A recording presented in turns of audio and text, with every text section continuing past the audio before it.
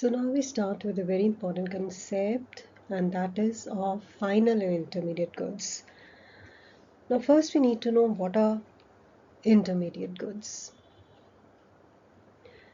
Now in an economy, a lot of goods are being produced. Okay, so some of those goods are classified as intermediate goods. They are those goods which are used by one production unit they are purchased by one production unit from other production unit. And you need to focus on two important points here.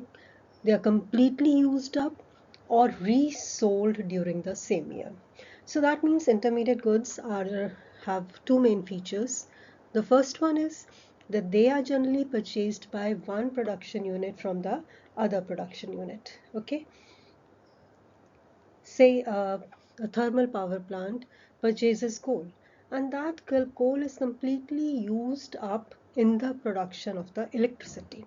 So they are basically the kind of raw materials or the goods which are single-use producer goods. You use them once, and in that process they get transformed into something else. The second and important thing here is about the intermediate goods, that some of those goods which are used up or resold during the same year. Say if a shopkeeper purchases a lot of grocery items, now he is not doing any value addition to those goods. He is just purchasing those goods and reselling it. So that reselling also constitutes the part of intermediate goods. Okay, so two important things: completely used up in the production process, that is, they are single-use goods. They are the raw materials like power, fuel. Say a factory is producing a good, and the power and fuel that goes into the consumption of the production of that good, and also the raw material used in the factory, all will be classified as intermediate goods because they are completely used up, they are completely converted into some other product. Okay, and they're used once only, so they're also called single-use producer goods. The second, many of the goods which are purchased only for the reselling purposes are also intermediate goods because they will not be kept with the producer. They will be sold further. Okay. Now here what we have to keep in mind is that a lot of capital goods which are being used by the production units for producing other goods like machinery, capital, etc., they are not part of intermediate goods. They are part of intermediate goods only when they are purchased for reselling purposes.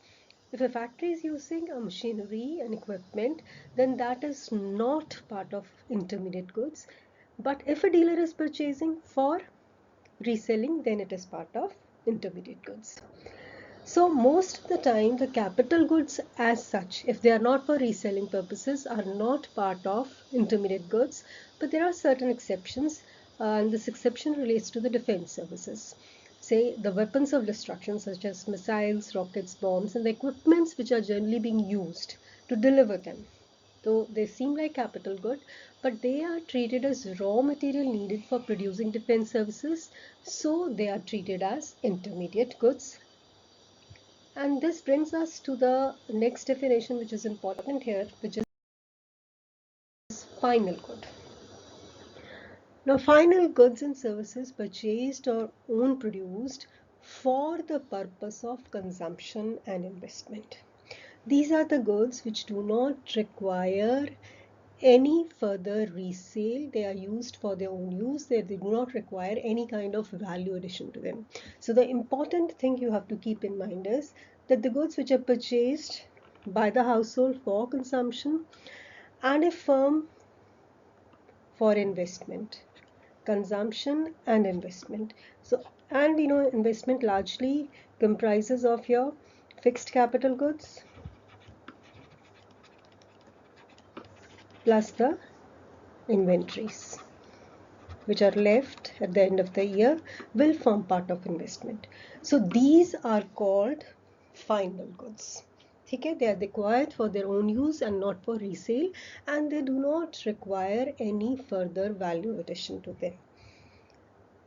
When we estimate national income, in the national income estimation, we include only the final goods and not the intermediate goods. In fact, sometimes we assume that there is a imaginary production boundary. So as long as the good is inside this production boundary, inside this uh, production line, some kind of value addition is being done to the product. So the product is considered as intermediate good.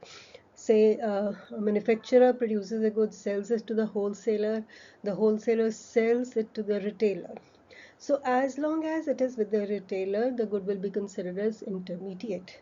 It becomes final when it is being sold to the, say, consumer for consumption.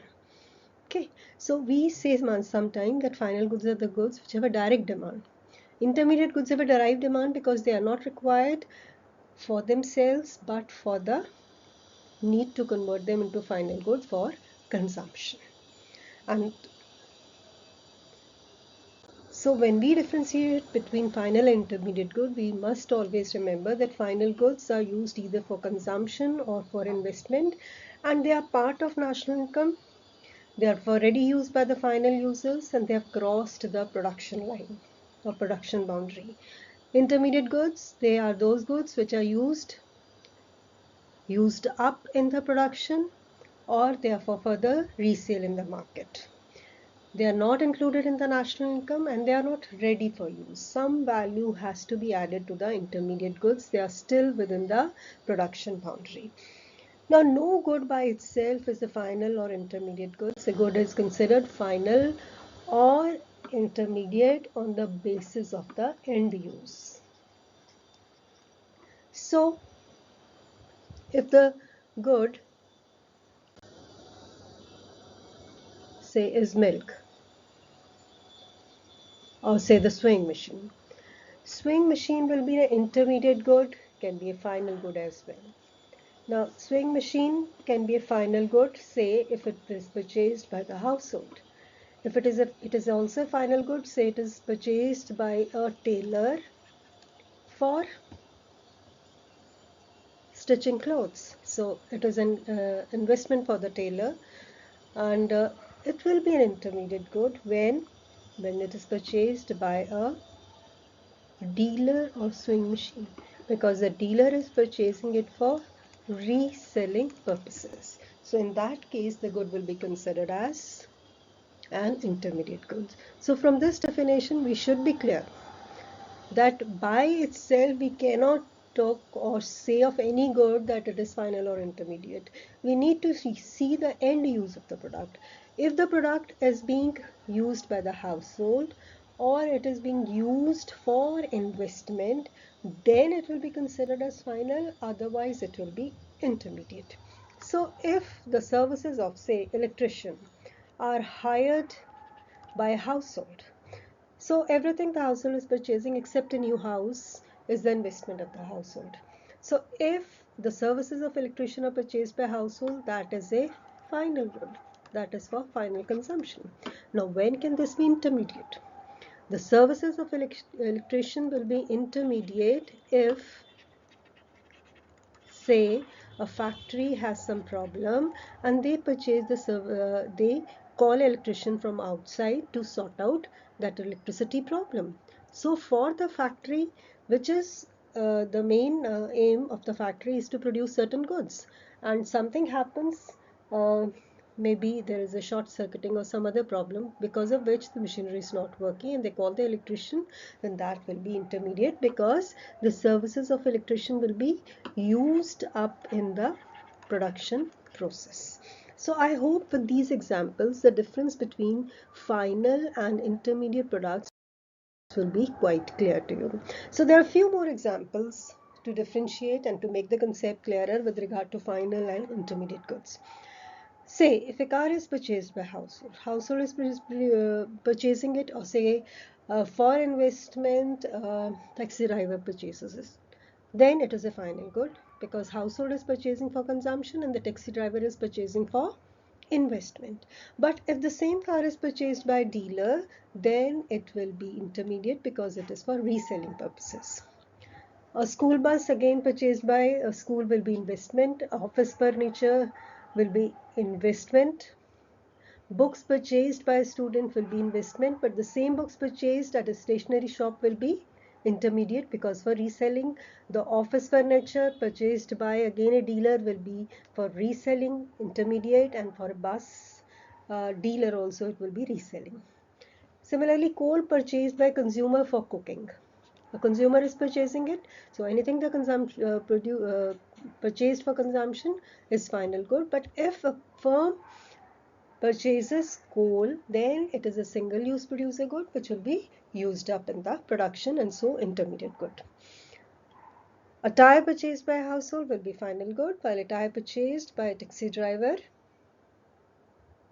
will be an intermediate good.